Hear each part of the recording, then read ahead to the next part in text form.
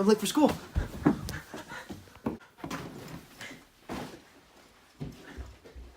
Oh no, I'm gonna be late.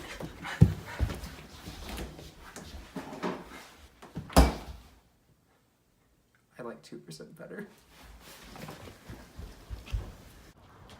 Ooh, I'm thirsty.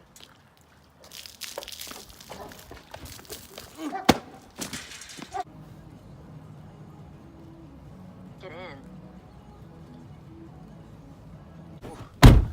Thanks, man.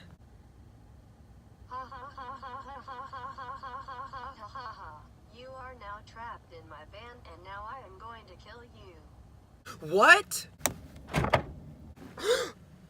Oh no, I was gonna present my Freedom from Fear speech by Aung San Suu Kyi at school today. Interesting. Perhaps you can tell me about it.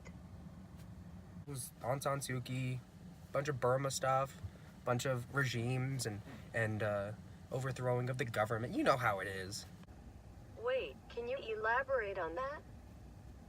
Let me break it down. Baba Booey, it's me, Ethan Cruz. Aung San Suu Kyi was born in Burma. The date was June 19th, 1945. She joined her mother in India as she was the Burmese ambassador. Went to a bunch of whack schools where she got dummy smart.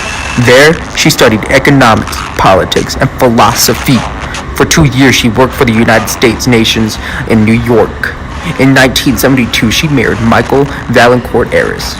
She was famous for being a scholar. They had 2 sons, Alexander and Kim. Sadly, her mother had a stroke in 1988, prompting her to come back to Rangoon, Myanmar. The military-led Burma Socialist Party was a mass revolt against the authoritarian and economically failed administration. It wasn't handled very well by the military, causing pent-up political and economic frustrations. This is when her world was flipped upside down. So what happened in the speech? Oh yeah. It is not power that corrupts, but fear, is the first line stated in Freedom from Fear by Aung San Suu Kyi. She claims that there are 4 kinds of corruption. Shandagati, which is deviation from the right path because of one's own selfish desires. Dosagati, which is deviation to harm one's enemy or foe. Mogagati, which is deviation due to sheer ignorance, and most importantly, to Aung San Suu Kyi anyway, is Bahagati, which is deviation due to fear. She includes examples of Bahagati through fear of losing power, fear of being suppressed, and even fear of being humiliated. She even goes on to say that Bahagati is a gateway which leads on to the other 3 forms of corruption, making it by far the most dangerous and the most common.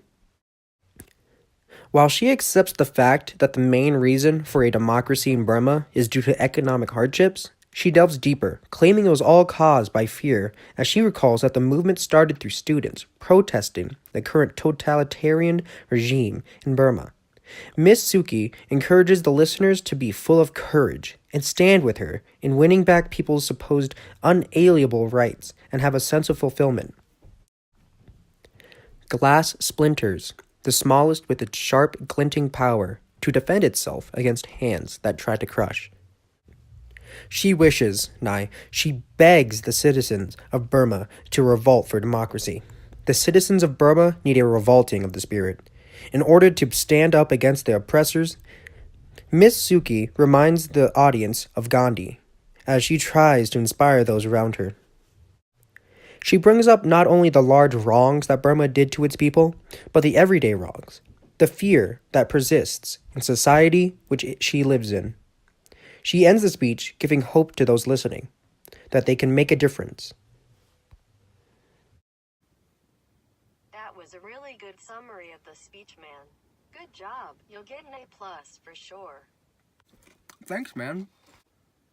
You mentioned something about glass splinters in the speech. What was that about? Aung San Suu Kyi uses a lot of personification for the audience.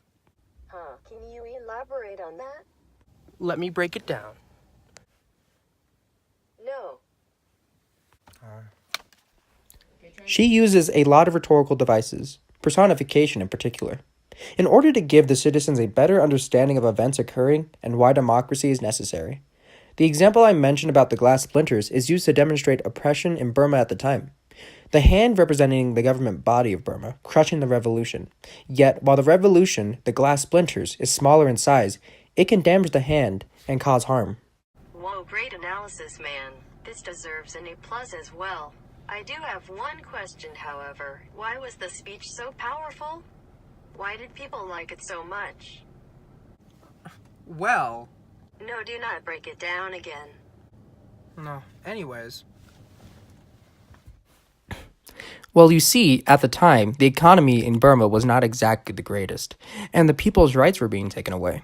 This caused the people to be aggravated to the government and want change. The NLD, or the National Need for Democracy, came in at the perfect time and persuaded people to stand up against the regime and cause change. This speech by Aung San Suu Kyi came in at a perfect time that showed people how much better their lives would be. The speech relates and affects everyone, and that's why it was so powerful. YHMAN like the school and all but what are the outcomes of the speech? Like what happened MAN? Because of her bravery in standing up for what she believes in, she was actually not allowed to run in May 27th, 1990 elections.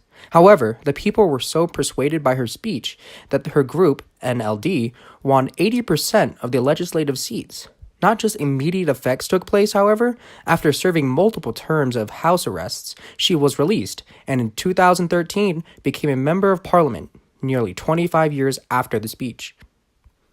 Did she win any awards? Okay, let me check my notes. She won these awards, the Sakharov Prize for Freedom of Thought, the European Parliament in 1991, and the Nobel Peace Prize in 1991, and the International Simon Bolivar Prize, the UNESCO 1992. She sounds like a cool lady. Yeah, she was. Can you take me to school now? But we're already at school. What? Whoa! Oh, thank you for dropping me off at school. Wait a minute, I never caught your name.